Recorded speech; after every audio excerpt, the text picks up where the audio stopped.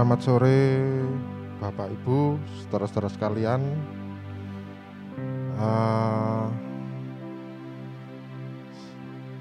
Saya baru setengah sekian gini. Saya baru pertama kali ini membacakan liturgi di Patuwen. Sesuai lagunya, Tuhan Yesus memanggil yang sangat lembut. Seperti saya juga, ya mau tidak mau seperti ini. Ada rasa grogi, ada rasa bingung, ya ada aja yang jelas gitu. Tetapi itulah Tuhan, apapun dan gimana pun saya menghindar, tetap kembali ke rumah. Untuk itu, mari kita nyanyikan ayat yang kedua bersama-sama dengan jemaat.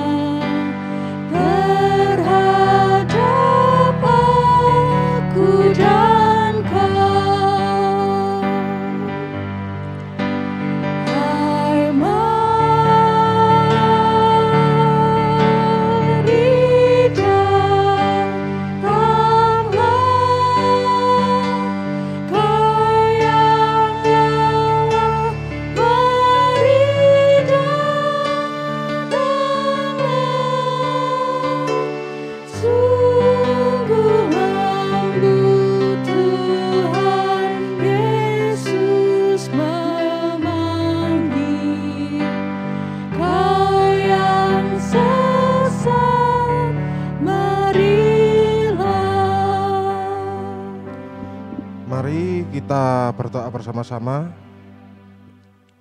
Tuhan, Engkau telah memanggil kami, Engkau telah mempersekutukan kami, baik di gereja maupun di rumah yang sedang melihat tayangan ini. Kiranya Engkau memberkati kami semua, dalam segala hal. Tuhan Yesus, kasihilah kami. Tuhan Yesus, berkatilah kami. Kami memerlukan pertolongan-Mu.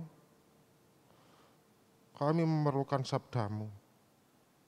Amin. Saudara-saudara, mari kita nyanyikan lagu yang kedua dari Kidung Jemaat 432 ayat 1 dan 2. Monggo.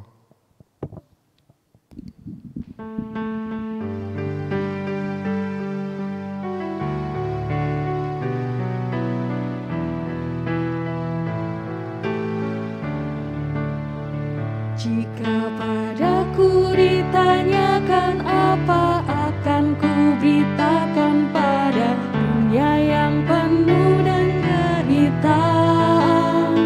Kan ku sampaikan kabar baik pada orang-orang miskin, pembebasan bagi orang yang ditawan, yang buta dapat penglihatan, yang tertindas dibebaskan. Sungguh tahun rahmat Tuhan sudah tiba. Kerajaan Allah penuh kurnia, itu berita bagi isi dunia. Ayat yang kedua. Jika padaku ditanyakan apa akan ku sampaikan pada dunia yang penuh dengan cobaan. Aku bersaksi dengan kata tapi juga dengan karya, menyampaikan kasih Allah yang sejati. Telah tersedia bagi kita pengampunan dan anugerah keselamatan dalam Kristus putranya. Kerajaan Allah penuh kurnia, itu berita bagi isi dunia.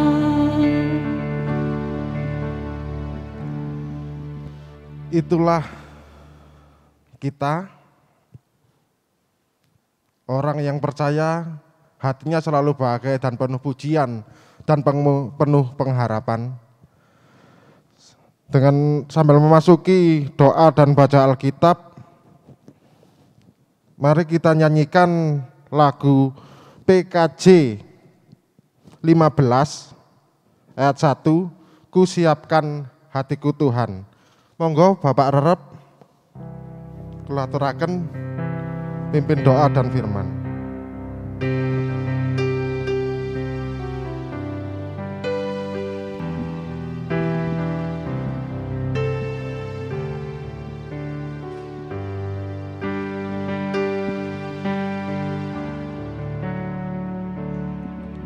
Ku siapkan hatiku Tuhan, menyambut firman-Mu saat ini. Aku sujud menyembah Engkau dalam hadirat-Mu saat ini. Curahkan pengurapan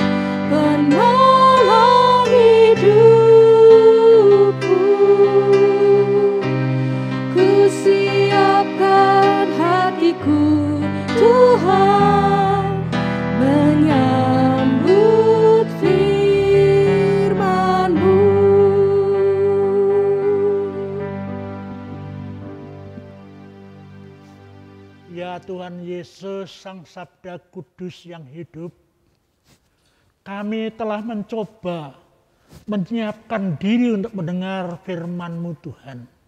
Tetapi kami ringkih, kami lemah, kami tidak mampu.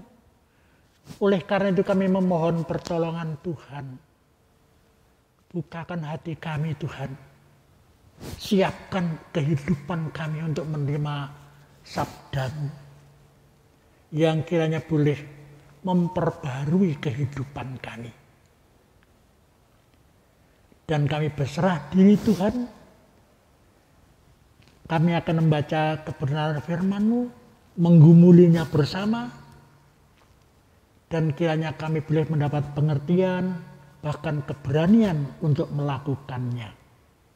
Di dalam nama Tuhan Yesus yang adalah Sang Sabda Kudus yang hidup, kami memohon. Amin. Bapak, Ibu, Saudara yang dikasihi Tuhan, Shalom. Kita akan bersama-sama memperhatikan kebenaran firman Tuhan. Kita baca dari Injil Yohanes.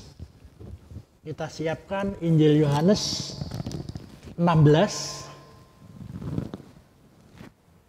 Kita baca ayat 4b sampai dengan 11. Injil Yohanes 16 ayat 4b sampai dengan 11. Demikian. Pekerjaan penghibur. Hal ini tidak kukatakan kepadamu dari semula, karena selama ini aku masih bersama-sama dengan kamu. Tetapi sekarang aku pergi kepada Dia yang telah mengutus aku, dan tiada seorang pun di antara kamu yang bertanya kepadaku, kemana engkau pergi? Tetapi karena aku mengatakan hal itu kepadamu, sebab itu hatimu berduka cita.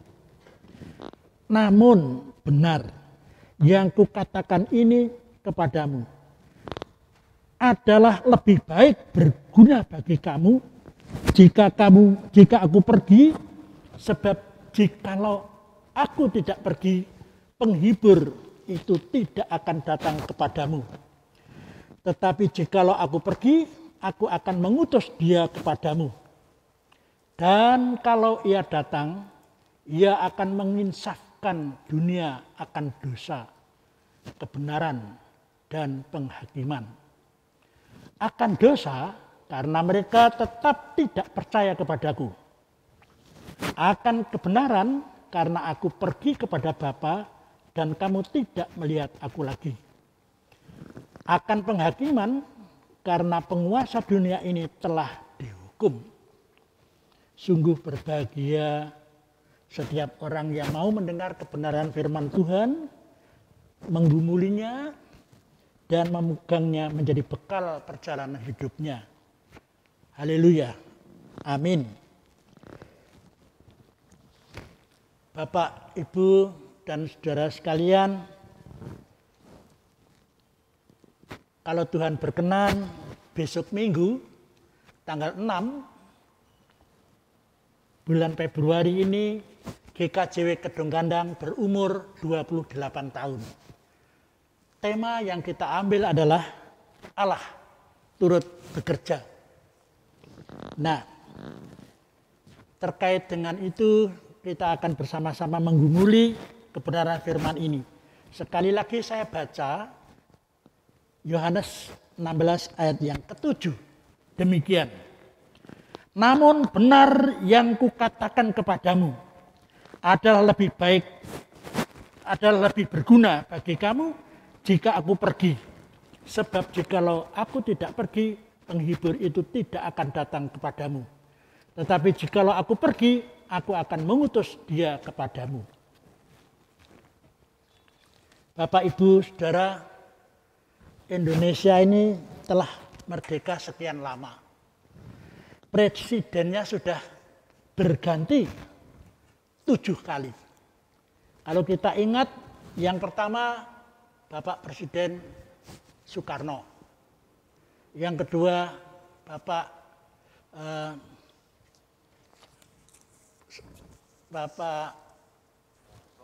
Soeharto. Ya. Bapak Soeharto.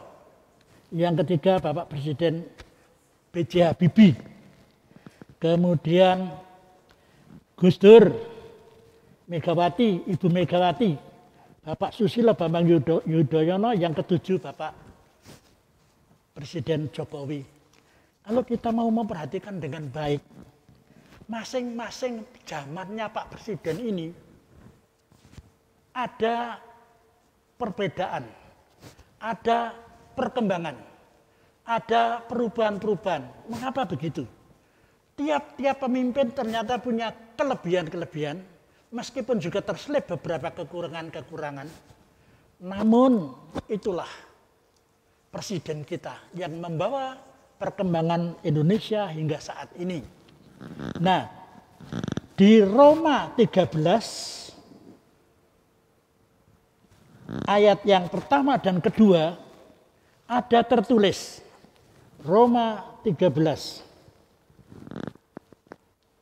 ayat pertama dan kedua. Roma 13 ayat pertama dan kedua. Kita perhatikan. Tiap orang harus takluk kepada pemerintah yang di atasnya, sebab tidak ada pemerintah yang tidak berasal dari Allah. Dan pemerintah-pemerintah yang ada ditetapkan oleh Allah. Ayat yang kedua, sebab itu barang siapa melawan pemerintah, ia melawan ketetapan Allah, dan siapa yang melakukannya akan mendatangkan hukuman atas dirinya. Jadi kepada pemerintah yang ada ini kita harus tunduk kepadanya. Mengapa harus tunduk? Karena pemimpin-pemimpin ini dengan berbagai kelebihan dan kekurangannya, dialah yang ditetapkan oleh Tuhan. Itu kita yakini. Sesuai firman Tuhan di Roma 13 ayat 1 dan 2. Sekarang pertanyaannya, kalau kita ini orang percaya adalah warga negara kerajaan Allah, sekali lagi kita itu penduduk atau warga kerajaan Allah, itu tertulis di Filipi 3 ayat 20, kemudian 2 Tesalonika 1 ayat 5, dinyatakan di sana bahwa kita adalah warga negara kerajaan Allah. Kerajaan di dunia dan kerajaan Allah. Kalau kepada pemerintahan di dunia ini kita harus tunduk dan taat, maka logikanya kepada pemerintahan Allah, kerajaan Allah kita juga harus tunduk dan taat. Pertanyaannya kepada kita adalah, apakah selama ini kita benar-benar sudah tunduk dan taat kepada pimpinan negara kita? Apakah kita tunduk dan taat kepada pimpinan kerajaan Allah, di mana kita warga negaranya? Nah, kemudian kita perhatikan pemimpin-pemimpin negara, dari pertama sampai dengan yang ketujuh ada perubahan-perubahan. Demikian juga pemerintahan kerajaan Allah. Kita perhatikan. Yang pertama, Tuhan Allah memimpin langsung umatnya. Para nabi itu bisa komunikasi langsung dengan Tuhan Allah.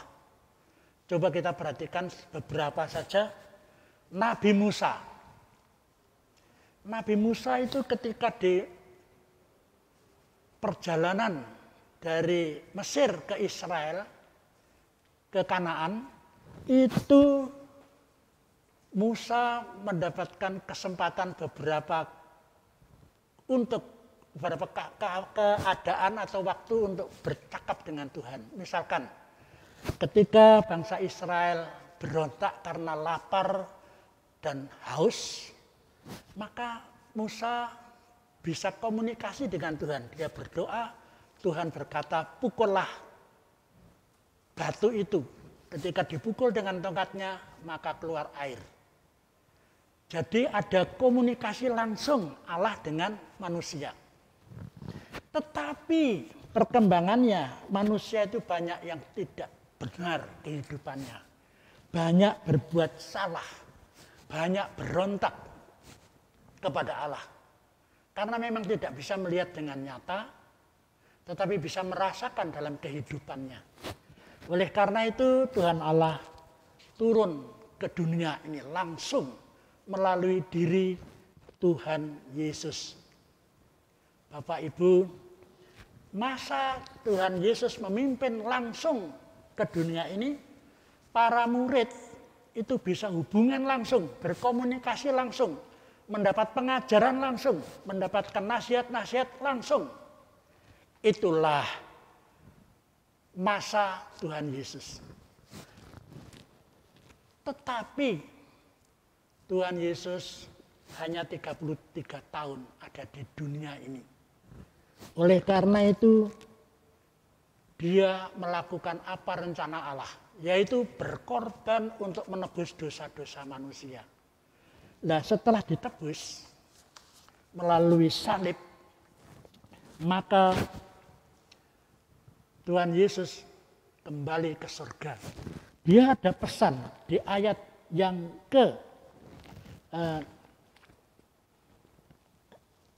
di Lukas 16 tadi, ayat yang ke-7. Adalah lebih berguna bagimu jika aku pergi. Jadi Tuhan Yesus itu punya program, sudah memantangkan programnya. Tuhan Yesus akan pergi. Pergi kemana? Kembali ke surga. Meninggalkan kita. Mengapa? Sebab jikalau aku tidak pergi, penghibur itu tidak akan datang kepadamu. Tetapi jikalau aku pergi, aku akan mengutus dia kepadamu. Jadi berikutnya adalah datanglah Roh Kudus yang memimpin. Jadi kita melihat ada 3 masa. Masa Tuhan Allah langsung memimpin lewat caranya, lewat pemimpin yang kedua ada Tuhan Yesus, yang adalah Allah sendiri menjelma kepada manusia. Kemudian yang ketiga dipimpin oleh Roh. Zaman ini, saat ini, sekarang ini kita ada di bawah kepemimpinan Roh Kudus. Nah, di bawah kepemimpinan Roh Kudus ini, Bapak Ibu, ada beberapa pesan. Di antaranya, saya mencatat di sini ada beberapa hal. Ketika Roh Kudus memimpin, itu tertulis di Yesaya 63 ayat 10, ditegaskan, jangan berontak, jangan mendukakan Roh Kudus. Jangan berontak, jangan mendukakan Roh Kudus. Bahkan di Matius 12 ayat 31 dan Markus 3 ayat 29 serta Lukas 12 ayat 10 ditegaskan, barang siapa menghujat Roh Kudus tidak dapat diampuni lagi. Artinya ini terakhir. Kalau kita ngotot tetap membuat dosa dan menghujat Roh Kudus, mendukakan Roh Kudus, tidak ada kesempatan lagi untuk diampuni. Bukan main. Bapak Ibu, saat ini kita dipimpin oleh Roh Kudus. Pertanyaannya adalah, bagaimana kok tahu kalau kita ini dipimpin oleh Roh Kudus? Kita coba perhatikan di Korintus 5. Di Korintus 5 ayat yang Korintus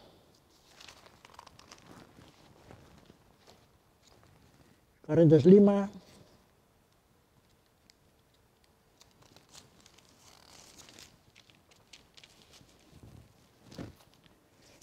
di situ ada perbuatan-perbuatan roh, ada perbuatan-perbuatan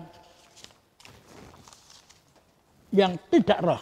Oh maaf, bukan Korintus tapi Galatia 5. Maaf, Galatia 5. Di Galatia 5, kita coba perhatikan di sana. Di Galatia 5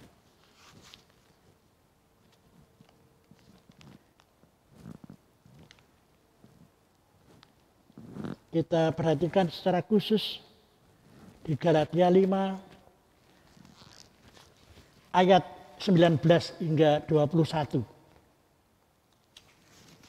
Barangkali baik untuk mencoba kita recheck apa-apa saja pekerjaan Roh Kudus dan lain-lain.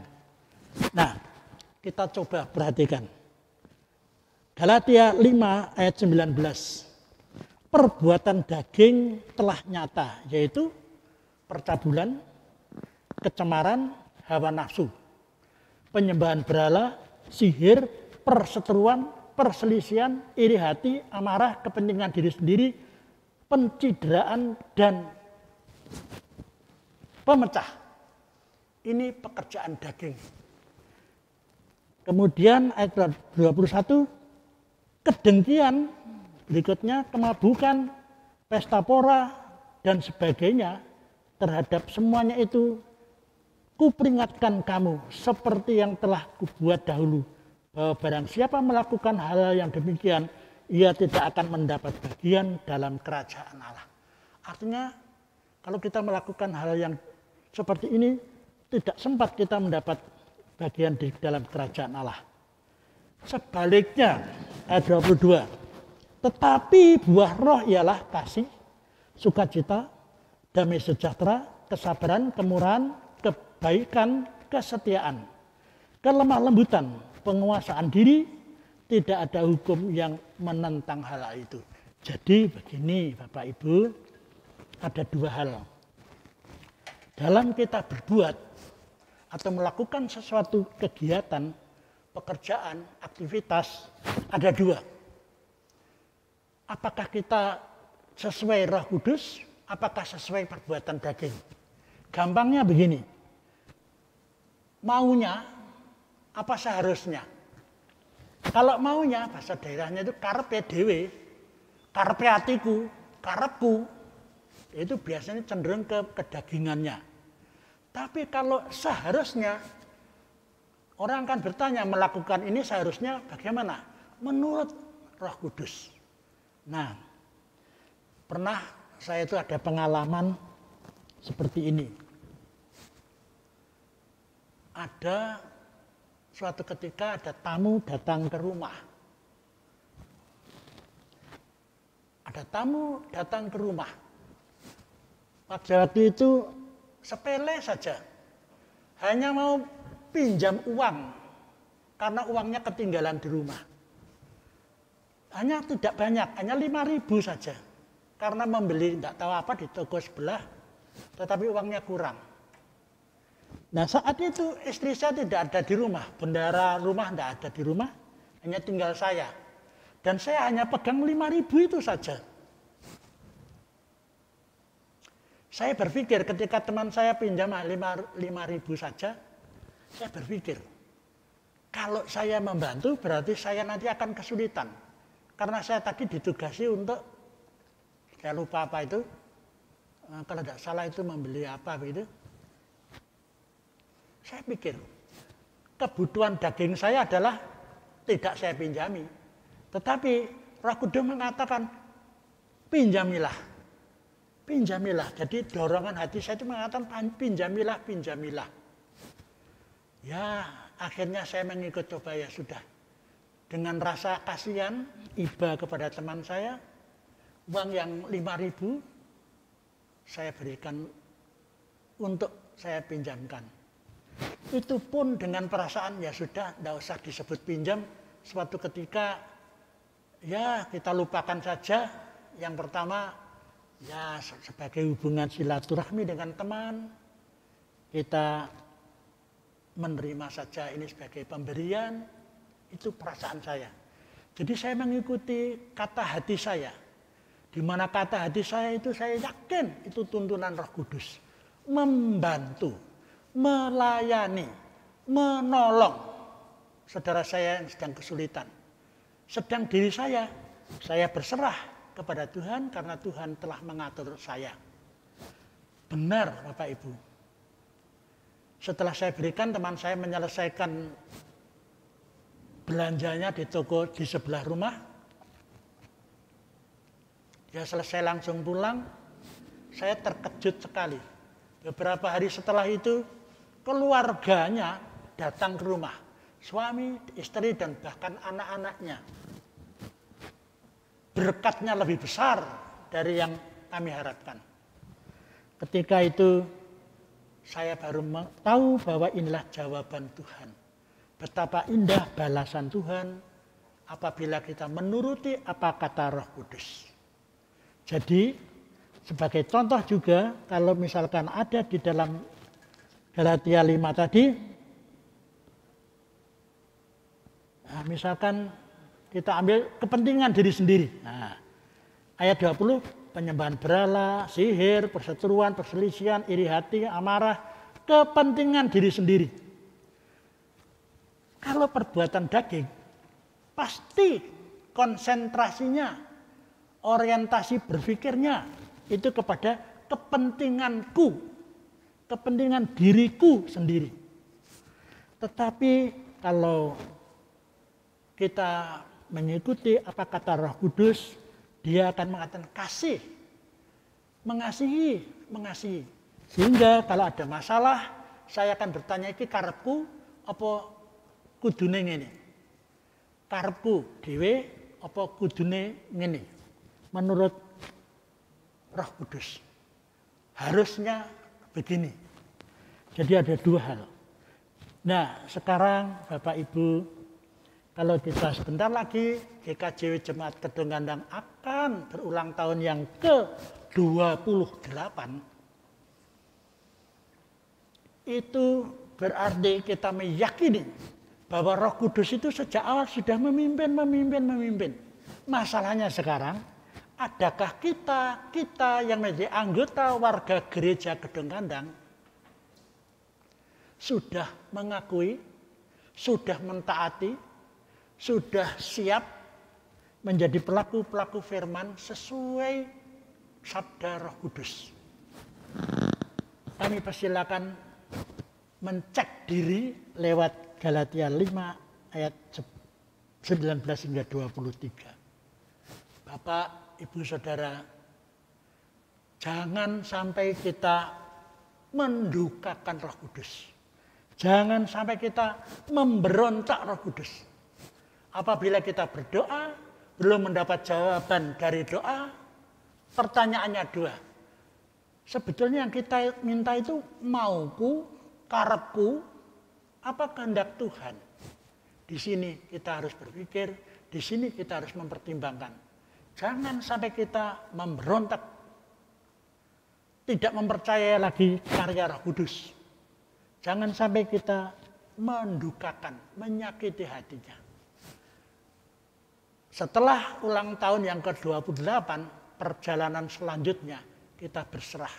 Kiranya Roh Kudus benar-benar memimpin kita. Kita selalu berorientasi apa kata hati Tuhan. Kiranya Tuhan menolong.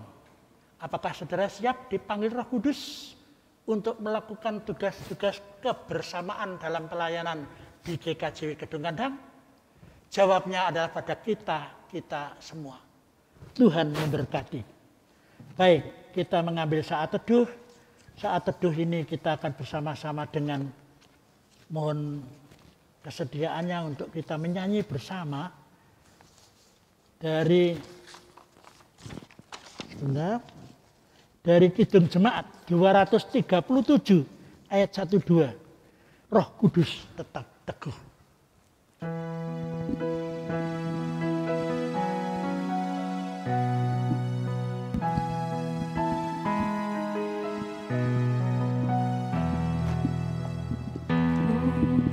Kudus tetap teguh, Ya Roh Kau Kudus, pemimpin umat-Mu. pimpinlah aku Tuhan.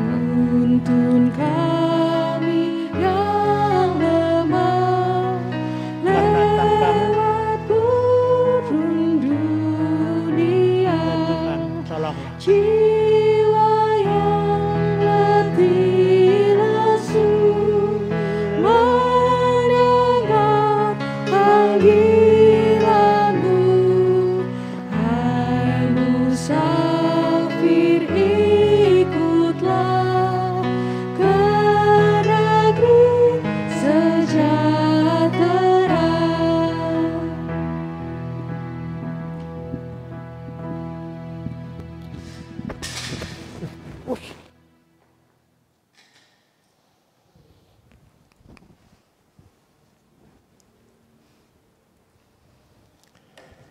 Itulah Bapak Ibu, saudara-saudara, firman yang telah disampaikan Bapak Rerep Sugoto. Jangan dibandingkan dengan saya, beda cara penyampaiannya. Karena mungkin jam terbangnya, atau mungkin rambutnya yang kalah rapi saya, akhirnya cara saya menyampaikan acak-acakan, berantakan ya seperti ini. Atau mungkin saya nggak berdasi. Tapi itulah Tuhan, ketika Ia berkenan memakai siapapun, pasti terjadi. Dan akhirnya saya di sini dipercaya untuk membawa liturgos ibadah Patuwen.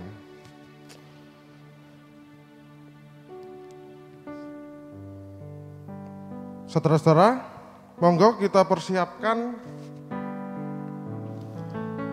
persembahan kita yang dalam ibadah Patuwen hari ini. Dan mari kita nyanyikan dari lagu NKB 134 ayat 1 dan 4. Terima kasih ya Tuhanku.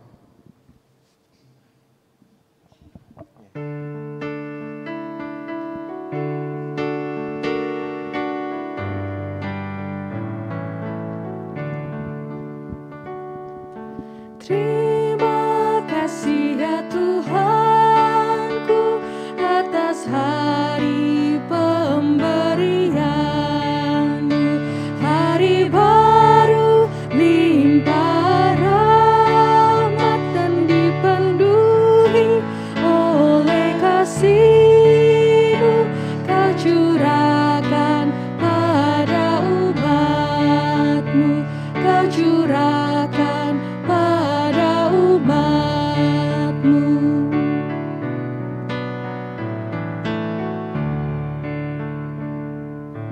Puji syukur ku ucapkan atas waktu yang Kau ciptakan. Ku taati, ku hargai di dalam kata dan perbuatanku, agar nyata hidup beriman, agar nyata hidup beriman.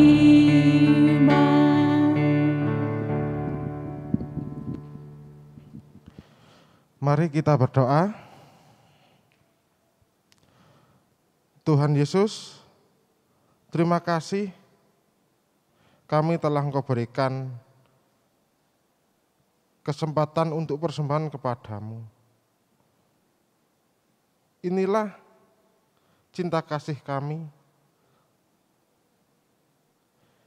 dan inilah berkat yang kami sisihkan untuk persembahan. Kiranya Tuhan Yesus menyertai dan memberkatinya. Terima kasih Tuhan, amin.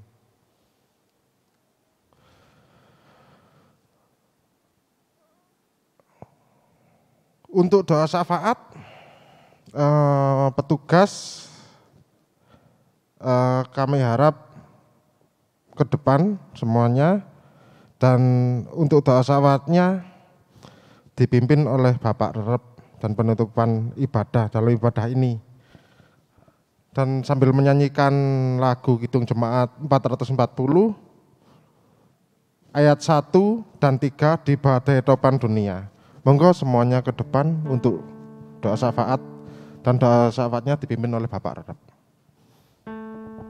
Terima kasih.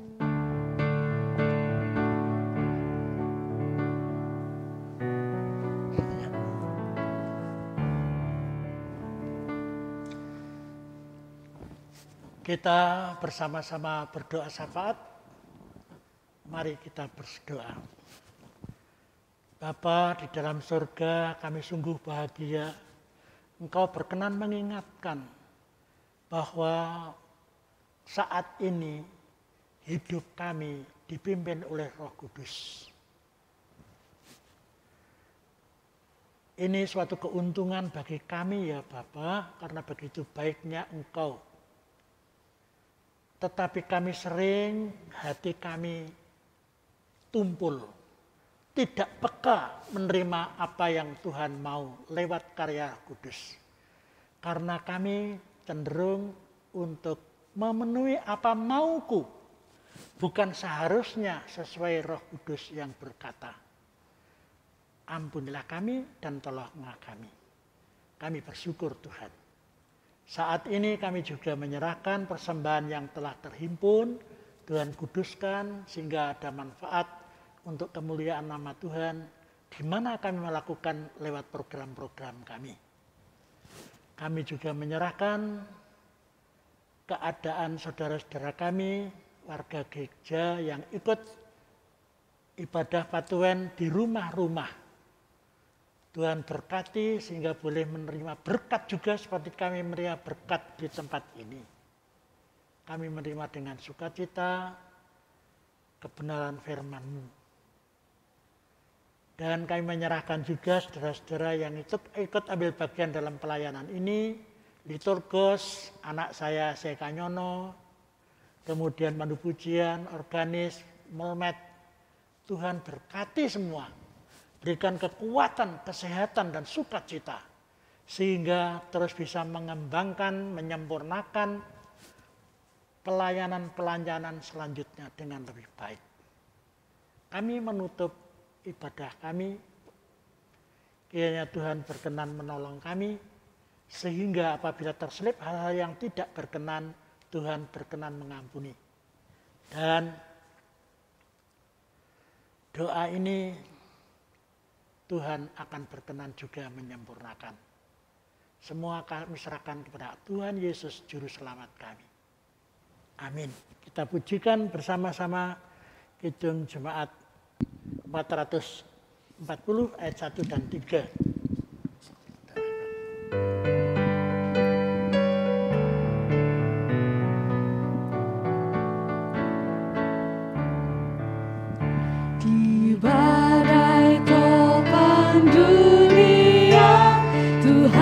Perlindunganmu kendati goncang semesta, Tuhanlah perlindunganmu. Ya Yesus, gunung batu di dunia, di dunia, di dunia. Ya Yesus, gunung batu di dunia, tempat berlindung yang teguh.